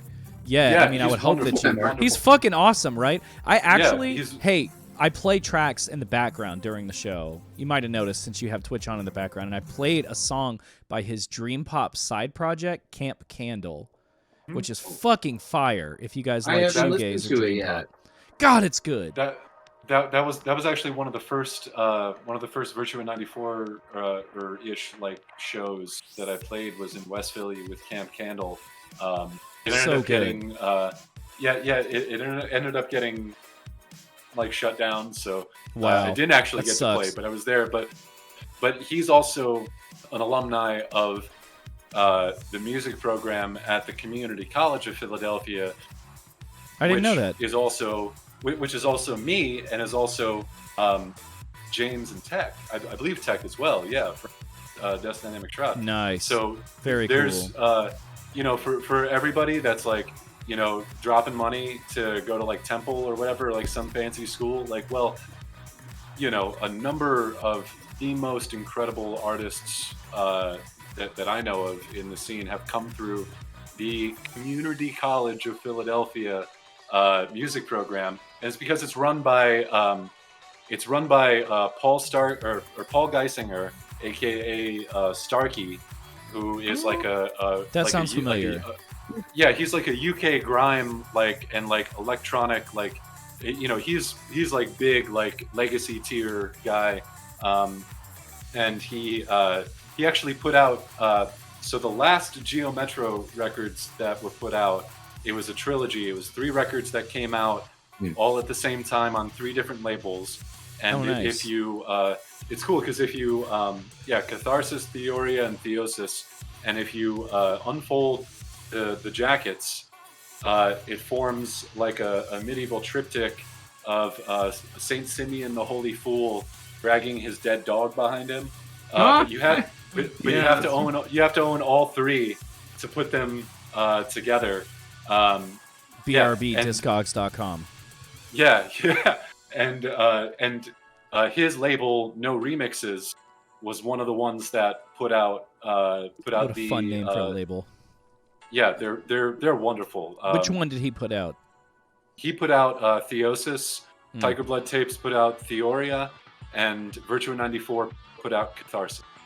Oh, that's very cool. So, yeah, and there's still copies available of that, and so please get that. That's actually really to full disclosure. Because, I'm sure Lux is working on those links right now. God bless her. Yeah, please do. Yeah. God bless you, Lux. But that's really like the main thing. That's the main reason why I wanted to be here. Why I wanted to do this. That I love doing music. I love doing what I do. I don't care if I'm ever recognized. If I'm ever make a dime from it. I prefer to just give my tapes away. But these labels, Virtua94, Bogus Collective put out stuff by Bonneville. I want to move stuff for them because they've let me do whatever I want, and they've always supported it. And shout out Bogus Collective. That's of course. Yeah, Twin Pines. My God. Twin. I was like, I wanted to say Blue Screen, but that's Sunset Grid. Shout out Twin Pines. Another legitimately anonymous person in the scene. Legitimately, like my favorite artist in the scene. And are you serious? Unbelievable. Somebody clip that. Somebody let Twin Pines know that Skelly said that. He knows, but clip it for him. But he knows how I feel. But I've actually said that before. Yeah, that's badass. Dude. Him and would love to get some Rex from you sometime. His Discogs is kind of daunting. It's unbelievable. Chris from Tiger Blood Tapes too. My favorite album, which is a newer one by him. Yeah, I would love to get that scoop. While you're looking that up, how many hours per day do you think you listen to music? And what is your preferred method of listening to new music? I mean, it varies completely. I mean, I've been going through kind of experimentations with deprivation of that, right? Of not listening to anything whatsoever, except for. My ass thought you meant you were doing sensory deprivation and listening to music. No. No, I mean that would be great. I don't have like Joe Rogan money for like the what is it, like the altered states tanks or anything. Fucking altered states. There's a deep cut. You're gonna morph and turn into like some simian primordial creature after listening to the Telepath album. I mean that's the goal. I mean it goes through different times. Like me and my wife have been on a Kenny Loggins kick lately, and like we talked about that. We've talked about that a bunch. I've been getting real into like Blue Eyed Soul, right? So Michael McDonald, nice, Kenny Loggins, all that. I'm pretty much consistently in the background listening to Antonio Carlos Jobim or Vince Guaraldi too.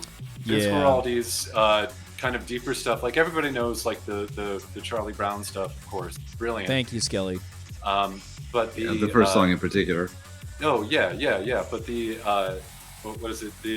So he kind of put the Brazilian guitarist Bola Sete on to America with they did a bunch of split albums together. That's just some of my favorite stuff of all time. So like hours a day. I mean, I have a pretty considerable drive to work, and I pretty much always have you know, my work is I'm an archivist, and so it's a lot of very solitary, more quiet work. So I have headphones on Very a lot cool. of the time. Yeah, it's cool. And then I listen to a lot of the music and hymns written by Saint Hildegard von Bingen, who was a German mystic saint, and she was also she's Damn, this brilliant. feels everything. The band Lingua Ignota takes their name from a written language that she received angelically. Well, you told me that, yeah. Divinely, yeah. And her, so she was an incredible naturalist, eminent scientist, mathematician, artist, but also like just an unbelievable otherworldly composer too. Of solitary voice, one single solitary voice, drawn out. You talk about like spiritual stuff, right? Hildegard von Bingen will. Damn. Yeah. It gets deep. It gets real deep. So I listen to a lot of her, pretty much constantly in the background, and then and then I'll go to the gym and it's a Muir, and like bro hardcore. So there's always something in the background. Do you fuck with? Shout out for Frankie Palmieri, by the way. Do you fuck with Fatima Al Qadiri? I have absolutely no clue. She has an album that I think you'd really like. Up. It's an album. It's like a medieval themed album, focusing on like I believe it's Iranian poetry. I believe her mother is a poet, and it's very interesting. I think you might like it. It's like electronic music, but the sound palette is like medieval and from like kind of Iran. I believe it's Iran. Anyways, I'll send it to you in DMs later. Yeah, please do. Yeah. One of my favorite poets is the poet Ferdowsi, who is a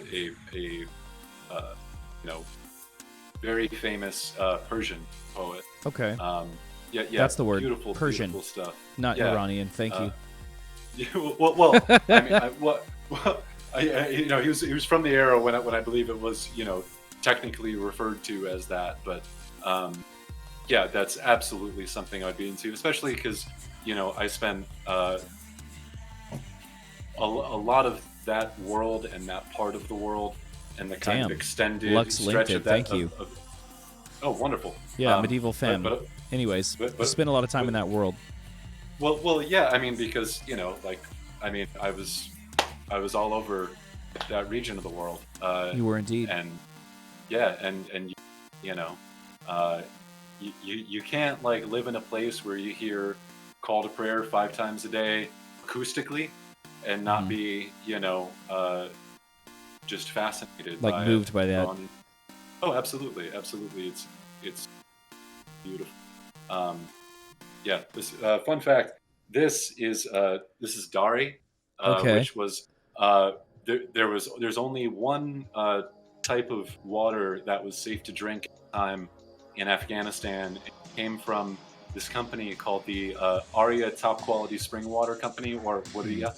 And so I saved the label from one of the bottles and brought it back to the States with me.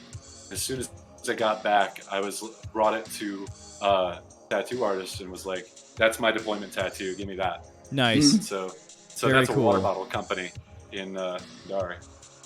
So. Yeah, you got to have water filtration workers, bro. Absolutely. Yes. Water filtration is so important. Let me talk to you about water filtration for a minute. Your music is very unsettling sounding sometimes. It almost sounds like the soundtrack to a water filtration system from like the Kingdom of Zeal. Wait, are you referring to the Geo Metro stuff or the Bonneville stuff? The Geo Metro stuff. The Bad Gear stuff. Yeah, I could see that. That's a compliment, chat. I think that's Thank a good you. thing. Thank you. No, that's definitely one of the coolest interpretations of that I've heard. Actually, I really like that. Yeah, I mean, if anything, most of the time. Yes, the Chrono that, Trigger like, Kingdom soft replica. Yeah. Most of like the time I spent, dealing with that or like kind of composing that was like, surrounded by the sound of like industrial machinery. Yeah, Like, yeah. You make music for massive factories. ship's engines. Yeah. Hey. One of my favorite albums is Filth Pig by Ministry. Great. So By Ministry, that okay. works, right? Yeah. Oh yeah. The only albums I like by them are the first one, where they were a new wave band. Oh And yeah. then, that one is incredible, especially for like goth nights. Unbelievable. And then Filth Pig is a great record. Filth Pig. Everything else is kind of trash, but Filth Pig is great. Yes, check those out. Like, Well, they're saying I sounded trolly in chat, and I didn't mean to. That was a compliment.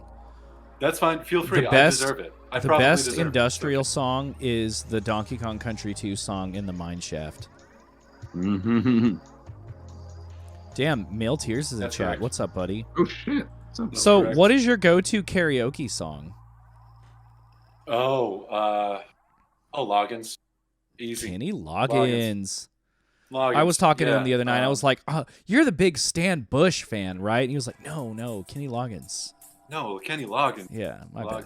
Loggins. I mean, well, especially everything before like the soundtrack era. So like, when he was kind of like just branching out from like Loggins and Messina. Loggins and Messina is great too.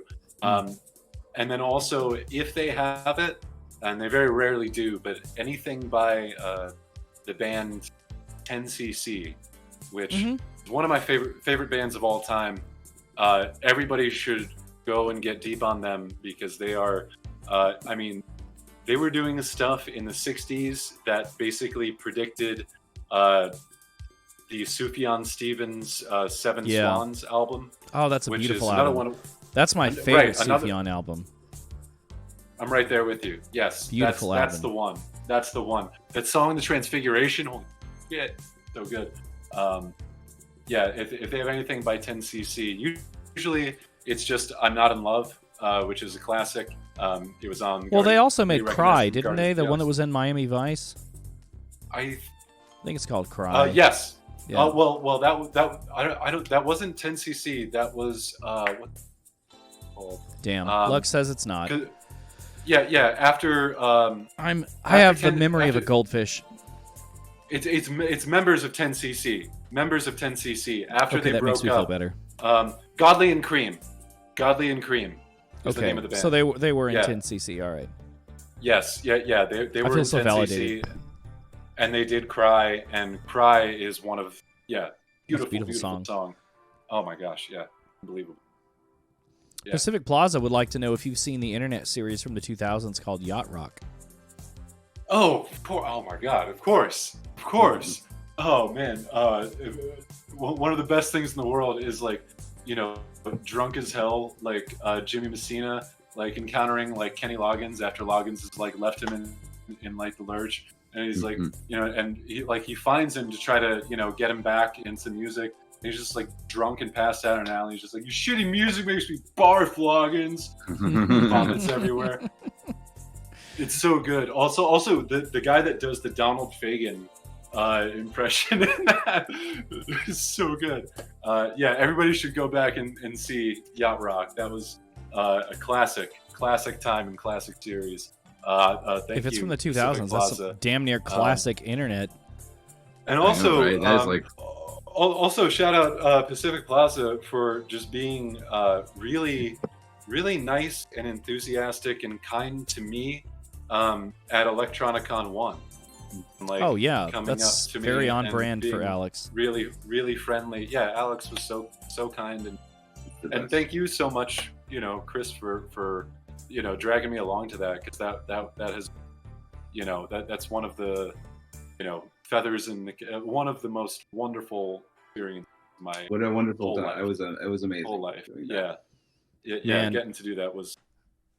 I didn't get to meet Chris IRL until Electronicon 2, and he came up to me while I was in line with my friend Haley.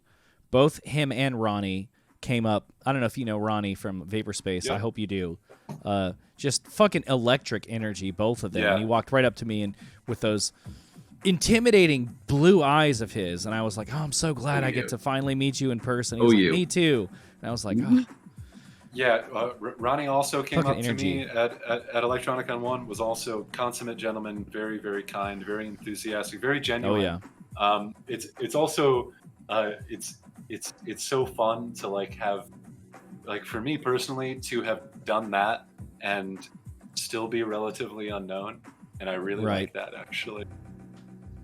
Yeah, it's cool. It's cool to have a, like, if I could like, describe like the career that I want, and the one that like I've accidentally settled into is like, I have barely existent like name notoriety, and that's perfectly fine.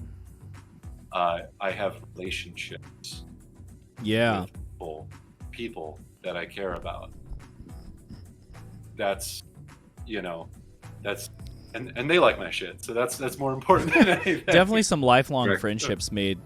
I mean, in this scene, it's pretty unreal. But I mean, that's the most important thing. Is like, like I've gotten lifelong friends.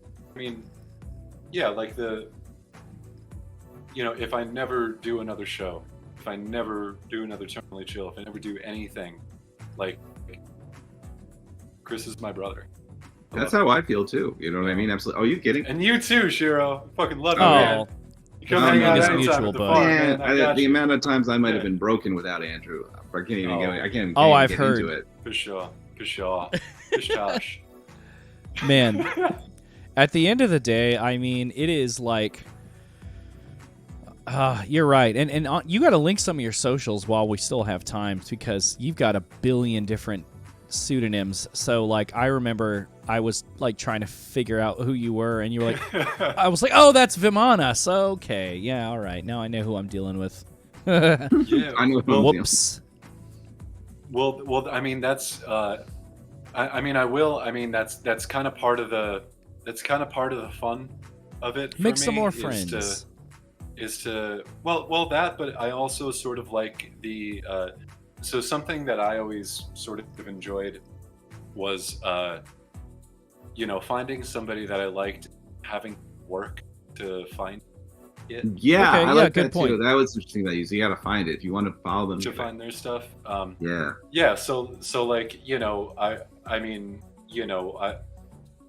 you can find me on Illuminated Paths. You can find me on the Data Girl, Heaven Cry remix album. Find nice, me on, if you were there at Econ 1, you would see me. But like, having to put all of that together, like, well, you just kind of had to be there. And for like people that concept. And for people that were there, it's been extremely precious to them, and that's all I've ever cared about. I almost really don't want too much of the. Again, like I said before, like I started building that momentum and going in that trajectory, and I kind of saw what it could potentially turn me into, and I didn't want to be that person. And that's not for everybody, and everybody's not subject to that. But if I'm being honest about myself and who I am, that's something that I have to watch out for. And especially now, like in the new kind of roles that I've taken on in my life as, a husband, and I'm trying to be a father and all of these things, like I don't want to be a personality, and I can. You're not trying to blow up and act like you don't know nobody. Right. You're just not trying to get lost in like a persona or entertaining all the time and like having to keep doing that thing. I get lost in that shit all the time. I have to always check myself. Well, right, or ever like, not just get lost in a persona or ever do anything because I'm trying to like, because especially now the way it works, where you have to maintain engagement. Yep, you know, been there, engagement. been there, And you have to been game lost the in that algorithm. before too, and it just Yeah, crushes you, and you forget important things when that happens. Although I will say, as like a side note, God bless you for quoting Riff Raff, because one of the smartest things I did ever do was I paid Riff Raff $50 to hype up the Skivius album by Geo Metro, and man, that sold the shit out of it. It was a beautiful, it was a beautiful mimetic moment. Dude, yeah, you're gonna have to can just still find get it. on like what is it, Cameo, where you can pay people to like record a quick soundbite. Yeah, go on Cameo, pay $50 to get somebody to be like, I really recommend the Geo Metro album.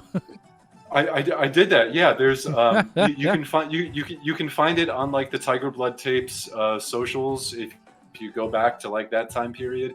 You can find Riff Raff talking about Geo the Skivius Metro, album. bitch. Yeah. Actually, yeah. He says it just like that too. No way. And then like, if anybody is still part of like the Vaporwave Cassette Club, if that still exists on Facebook, right. I remember like my wife decorated.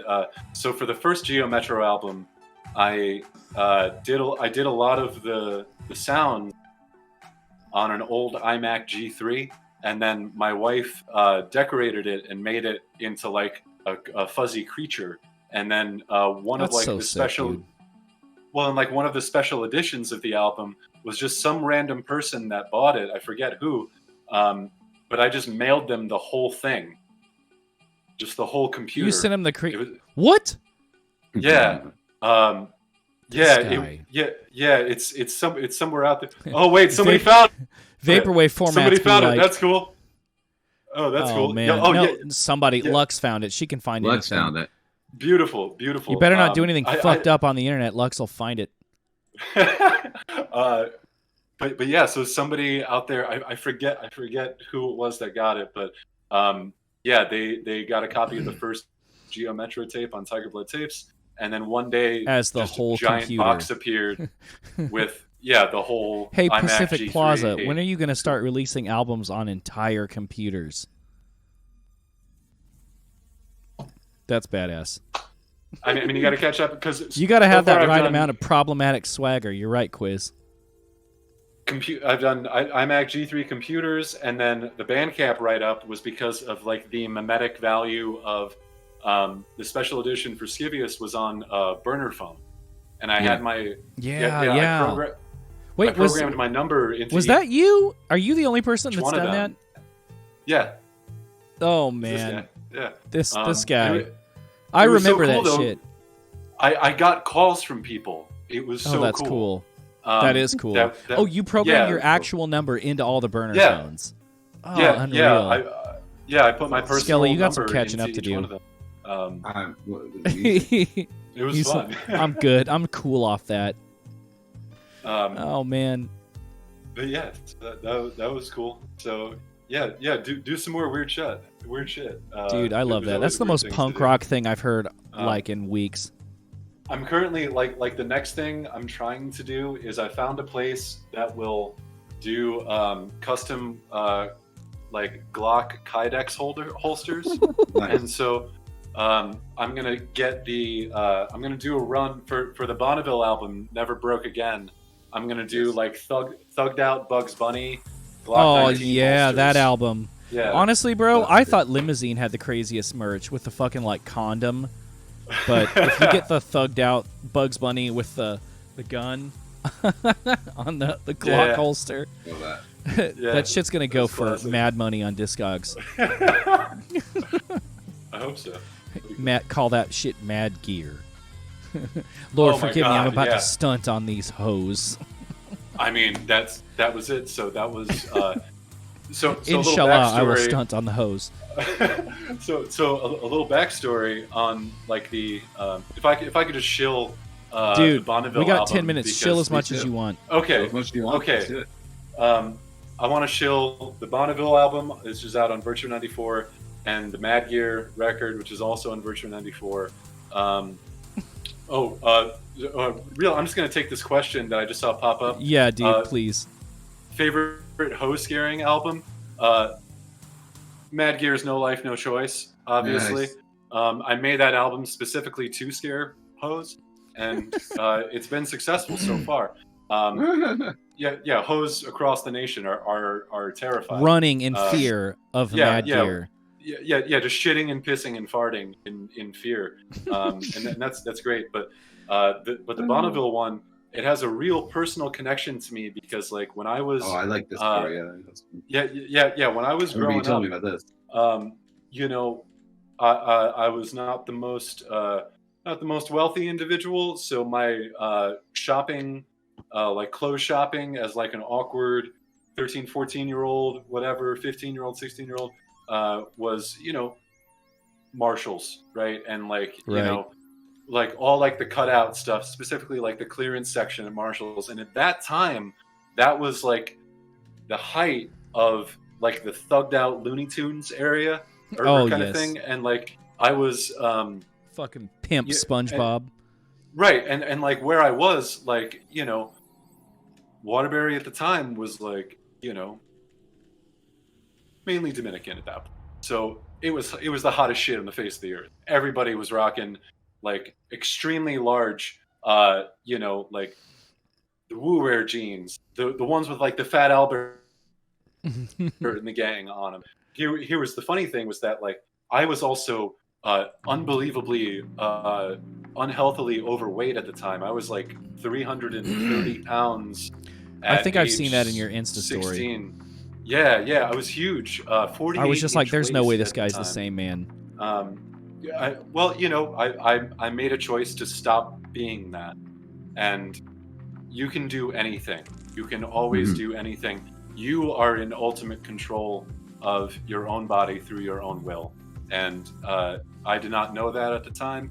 But what I did know was that the only pants that I could find that would fit me were the ones, and they were a little tight even, but the only ones I could find that were like 48 and 50-inch waist were like the thugged out Bugs Bunny one. So that's all I could wear. And then like a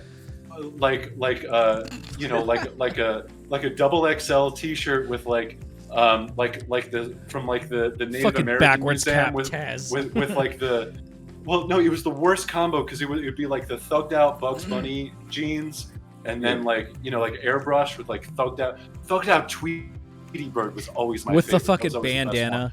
Yeah, obviously, and but then like the shirt would be like airbrushed, like tie-dyed, like crying Indian on a horse. On a steed. Bruh. Is that like the Three Wolf Moon shirt, but a Native American person? Yeah. Yes, absolutely. Those shirts go hard. So that was my unbelievable fit throughout all of that time, and so Never Broke Again is my tribute to that starry-eyed Is that young sung lad to the tune of Never Late Again by George Clanton? Sung to the tune of Party Up by DMX. Nice. Even better. Yeah. Nice. Actually, myself. Well, actually, on that record, it's mainly sung to the tune of my most proud sample or series of samples come on that album, which is this like it's probably some of the best and dumbest work that I've ever done, because in a row you have a reinterpretation of the song "Stick Stickly" by Attack Attack, followed by followed by a track by The Format, and then Cartel's "Honestly," and then because that's a great song too, and then it bleeds into the next side that opens up with a track that is kind of like a mashup of the first level music for the game Final Fight and Pantera's Walk. Nothing is safe from this man. Yeah, so check that out. Yeah, there it is. Thank you, Lux, for shout out Lux, for Link Queen. Yeah. Well, let's go ahead and just never keep it rolling, man. Anything else you want to promote that you've got coming up, or link drop, or anybody you want to shout out? I want to shout out anything and everything that's happening on Virtua94 at any point in time. Love those boys. Mr. All their events Hideyoshi. too. They got a killer one coming up. I think they got Dahlia Faye playing. Yeah. Yes, correct. yes. And then of course Terminally Chill is coming up, which Yeah. I really want to do that again, Chris. We will. Chris, I hadn't been setting it up Chris. for a while. I wanna do that I shit didn't have too. I didn't have a venue. I didn't have a venue I because the know. Barbary closed. Uh, And then I just posted about it on the Terminally Chill Instagram and said, "You guys want this to happen again?" And lucky for me, Yes. Gina, who is works at the Barbary, she's DJ at the Barbary, but she's also runs books at like the Dolphin. She reached out, said, "Yeah, let's do it," and gave me a date. So Mhm. we'll see if we can do another one after Shout that too. out Gina. Well, Yeah, shout out definitely Gina. come out to that. Also, something that my wife and I used to do in Philly was a series of concerts called Floral Wave, where she would do these unbelievably beautiful floral installations, and they're essentially filmed, nice, intimate, like psychedelic boiler room kind of things. So you can find the last one that we did, which is Bonneville and HCMJ, which is James Webster. Yeah. Yeah, that's on YouTube somewhere. If you search Flora FLORA Wave, you can hear. That's from like the Bogus Collective era of Bonneville. Nice. Which has some great stuff. And then also, I really want to encourage people to check out the wonderful work from my wife, who is the love of my life. Absolutely wonderful, beautiful, amazing. She makes incredible puppets and beautiful otherworldly creatures. You can find her on Instagram, and she's listening upstairs on her phone, so she's probably like cringing, mad right now. But she just had a show at Arch Enemy Arts in Philadelphia. Big deal. Nice. Sold everything out. I saw that. Sold out. Bad bitch. Everything out. You can find her on Instagram as Auntie AUNTY _ Beast BEAST. Auntie _ Beast. Yes, that's my beautiful wife, Sarah, and she's wonderful. And I also want to shout out Derek J. Power because he's Shout out Derek J. Power. Yeah, aside from being an incredible person, very loved by God, he's a wonderful musician and is going to be putting out more wonderful music. Also, somebody that I just bought a bunch of shit from, you should also buy a bunch of shit from too, is Bianca B. Fanti. Oh, shout out B. Fant. Yeah, she's absolutely just. She's been on the show. Oh before, my too? God, Lux, you're getting it. You're wonderful. What? Wait, what? He did our artwork for our very first season, so shout out B. Fant, very good friend of the show. Yeah. She did our- B-Fan, the last B-Fan season. is unbelievable. Check out. I feel like I their- saw him in their chat earlier, but I Instagram don't. and everything. Yeah. Possibly, Check out potentially. B-Fant. Yeah, check out B-Fant. Artwork on the new Dan Mason album. Yes, right. Yes, That's our yes. organization. And also, Virtua94 Gaming and everything on Tiger Blood Tapes because they're wonderful. No remixes, also wonderful labels, and all of that. So Hell that's yeah, it. you heard it on. And Hot everything, Takes. everything that the both of you do too, because you're also wonderful. And the music you make is wonderful. I really enjoyed the mix that you posted.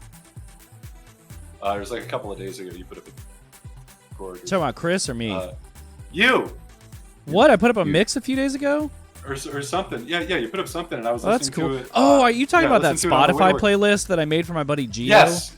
Yeah. That was cool. Yeah. Hell yeah. It's just songs Yeah, that I like. I dug that. You'll probably hear a Yeah, lot of well, them in the chat. I mean, in the well, you know show. Well, you arranged the hell out of that. So Well, great thanks, job. dog. Chris, what do you have going on? In like less than 2 weeks at the 700 Club in Philadelphia is going to be the party Eclipse.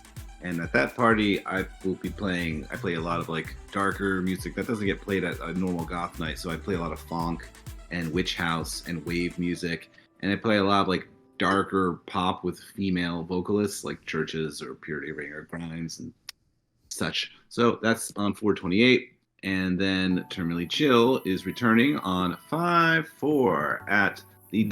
Dolphin in Philadelphia, and it will be myself and Vape Error and Mr. Hideyoshi. Shout out DJing Vape Error and Mr. that. Hideyoshi. And so that's what I'll throw out. This Eclipse 4/28, and that's the and then my Witch House party 4/28, and the Vaporwave party on 5/4. Thanks for dropping the links, dog.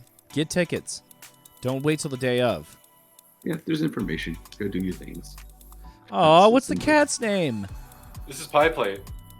For anyone that's listening via podcast, Geo Metro is holding a cat. Adorable. Yes. Okay, Isaac. We're at the top of the hour. I've got a cool set that I completed for an upcoming live stream event. Don't want to say more than I'm allowed to say, but 20 minutes of cloud rap.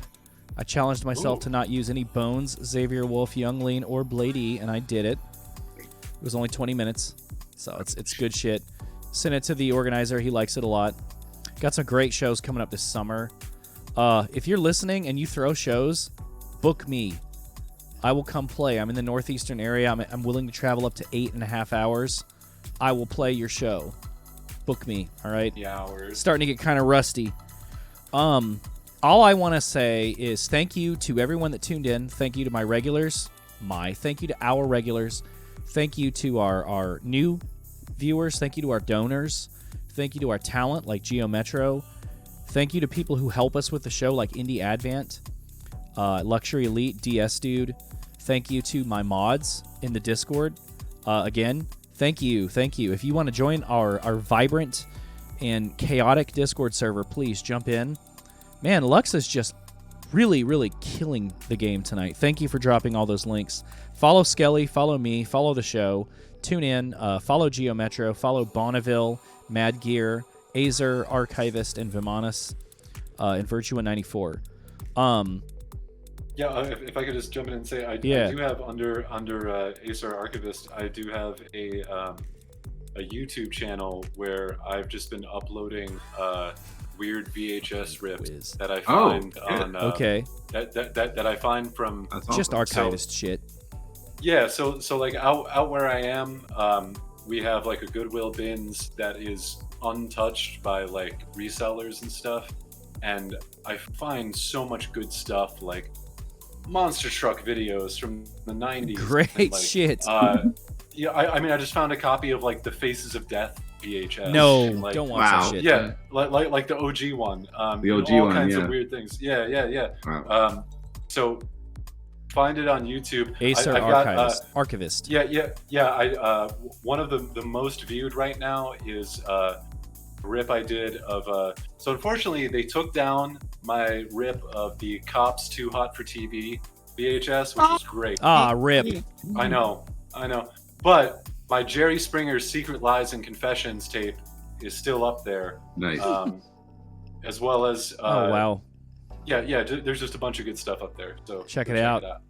Yeah. We're gonna finish up tonight, but we're gonna thank everybody for tuning in. Thank you, Geo, for being here. Coming up next, we are doing another episode in 1 week. So promo starts tomorrow for our episode with Sega Octopus, artist that's done our pixel artwork and quite a bit of other artwork in the scene. We're very excited to have Sega Octopus coming up next Tuesday. You don't have to wait 2 weeks this time. 9 p.m. Eastern, twitch.tv/HotTakesVapor, Monday, April 24.